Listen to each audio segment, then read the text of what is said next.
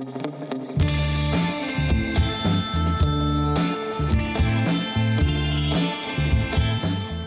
þá höldum við áfram með föstudagsþáttinn. Til mín eru komnar Halldóra og Helga. Og Halldóra, þú ert framkvæmdastjóri Krabbameinsfélags Akureyrar og nágrennis, ekki satt? Jú, það er rétt. Já, velkomnar. Takk. Bleikur október. Þetta er svona á hverju ári, þá er verið að leggja áherslu á eitthvað ákveðið þema og í ár, viltu segja okkur hvað það er í ár? Já, í ár áleggja áherslu á skimun og að konur fari í skoðun í brjóstamyndatöku fyrir þær sem eru 40 ára eldri og eða leghálss þær sem eru 23 ára eldri. Já. Og þegar að þær fá boðsbréf að mæta, þá eiga þær að panta sér tíma og drífa sig. Þetta er nefnilega ekki flókið, maður þarf ekki að muna eftir þessu sjálfur, við fáum bara send bréf og eigum þá bara að drífa okkur, panta tíma. Í fyrra þá var átækið annars eðlis, áherslan var þá á... Að safna fyrir ráðgjafaþjónustunni. Já. Þannig þetta er svona, en það er alltaf október og við tölum konur í október og kalla í mars, er það ekki sirka svona? Já. Og þú hefur greinst með, og þið báðar, greinst með krabbamein. Og mér langar svo að segja til hamingju með sýninguna, Helga. Já, takk fyrir það. Þetta er engin smá ljósmyndasýning. Hún er uppi í Kringlunni og hérna á Glerártorgi. Já. Og er hún ekki víðar? Jú, hún er á Selfossi. Já. Og Reykjanesbæ. Já, Reykjanesbæ. Og þetta eru stórar myndir af konum sem hafa gengið að ganga í gegnum krabbamein. Er það ýmis konar krabbamein eða? Veistu það? Ég held að sé brjóstakrabbamein. Já. Og við ætlum kannski að fá að sjá myndina af þér hérna með viðtalinu. Þarna ertu, bera ofan og heldur utan brjóstin. Ég held utan brjóstið og gerfi brjóstið. Og gerfi brjóstið, af því það er búið að taka annað brjóstið. Já, ég held svona utan þau, já. Hvernig upplifun er það? Er eitthvað hægt að lýsa því þegar maður greinist með krabbamein? Hvernig fer þetta allt í gang? Hvernig líður manni? Já, ég veit ekki, þetta bara gerist allt svo hratt, sko. Hjá mér þá, þetta var svo hraðvirkt, sko. Brjóstakrabbamein að ég bara var sett strax í lyfjameðferð.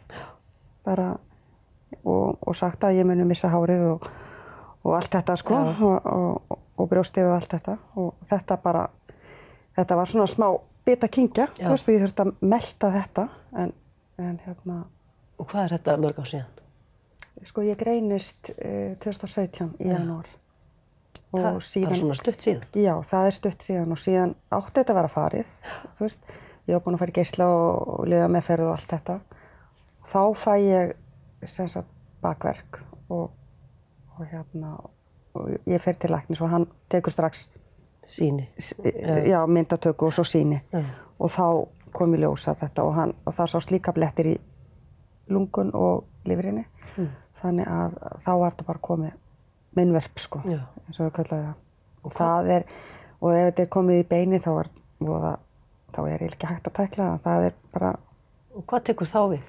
Þá er, það sem tekur við er að við erum að kaupa okkur líftíma og auka lífsgæði. Þannig að, hérna, það er bara framundan. Veistu eitthvað hvað þú átt mikinn tíma eftir? Nei, ég veit það ekki. Ég geti þess vegna átt, þú veist, 6 mánuði eða 20 ár, skilur, þú veist. Já, þetta er svona mikil óvissa. Já, þú veist, þetta bara fer held ég bara eftir líkamannum líka og hvað hann er sterkur, hvað hann þolir. Og þú hefur, eftir að þú greindist, fórstu þá að byrja að mála? Eða varstu byrjuð að mála á? Ég var byrjuð að mála, sko, og ég var, hérna, var í námi hjá Arnar Inga, heitinn, og átti eftir 1 ár til að útskrifast hjá honum. Og ég var svona eitthvað að mála, skilur, eitthvað svona smá, sko, en núna þá er ég bara, þú veist, er listamaðurinn að fá tækifæri, skilur. Þannig að ég ætla svo að vera með listasýningu sjálf í Kaktus. Hvenær? 20. og 21. Október. Október, það ætla ég bara, og ég er búin að, ég mála mig svolítið út úr erfiðleikunum, þú veist, eins og ég mála krabbamein og ég mála að sé að vera ráðstafa og svo er bara að setja þetta bara á strigan, svo er þetta bara þarna, skilja. Þannig að þetta er svona... Er svona heilsan þín dagstaglega að þú getur unnið eða hvað? Nei, sko ég þarf eiginlega, þetta er kannski bara full vinna að vera... Það er full vinna að vera bara veikur, sko, auðvist, og vera, og ég get þátt undan mér við að mála og stundum get ég ekki eins og staðið við trönurnar, þannig ég fer bara fer þá bara upp í rúm og teikna eða gera eitthvað, þú veist. En að því hryggurinn svo viðkvæmur, sko. Þetta í hryggnum, sko, sem sagt, meinvörpin. Og ferð þú í lyfjagjöf reglulega eða tekur einhverja töflu eða hvernig? Já, ég fer í lyfjagjöf, sem sagt, 2 vikur í röð og svo 1 vika frí. Stundum bara ég send heim af því að ég ekki með nógu sterkar eða hvíta blóðflugur, sko. Þannig að þá ég send heim og þarf að bíða þangað til að.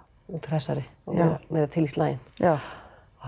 En þú varst með brjóstakrabbamein sem tókst að lækna? Já. Ég greindist 2011 og fann sérst nút í brjóstunum mér. Já, og varst sjálf að þreifa? Já, og ég gerði það alltaf reglulega. Bara viku eftir blæðingar þá þreifaði ég á með brjóstin sem ég mæli eindregið með að konur geri. Það mjög gott að fara í skimun og brjóstamyndatöku en líka að vera meðvitaður sinn eigin líkama. Það þekkir náttúrulega enginn eins vel líkamann manns og maður sjálfur. Nei.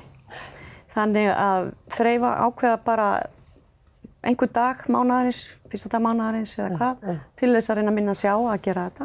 Og þú ert með svolítið sniðugt hérna, sem hægt að útvega eða sem sagt nálgast, eða ekki? Já, við erum með þetta hjá okkur. Þetta bara vasshelt til að hengja upp í sturtunni, skoðaðu brjóstin sjálf.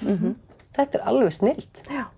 1 dag í mánuði, ef þú ert enn á blæðingum, fyrsti dagurinn eftir blæðingar góður dagur til að velja, haltu örmónum yfir höfðinu, skoðaðu í spegli, og hvað svo?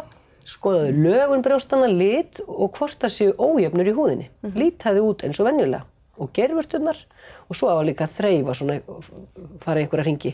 Og þetta líka allt til í bæklingi, nákvæmar útskýringar, þannig að það engin afsökun stelpur. Og ef þú finnur hnút, þykkildi, dæld eða einhverja breytingu, hafðu sambandi við heilsugæslu eða kvensjúkdómalækni. Í flestum tilfellum ekki krabbamein að ræða. En vitið þið hvað krabbamein greinist oft á ári hjá konum? Ég held að það sé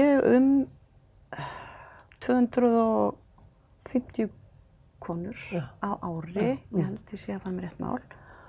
Og það 1 karlmaður á móti hverju 100 konum. Sem greinist með brjóstakrabbamein, já. Með brjóstakrabbamein, já. Og við komumst að því í síðasta þætti að norðan hérna á N4, þá heimsótti Skúli kvensjúkdómalækni. Já.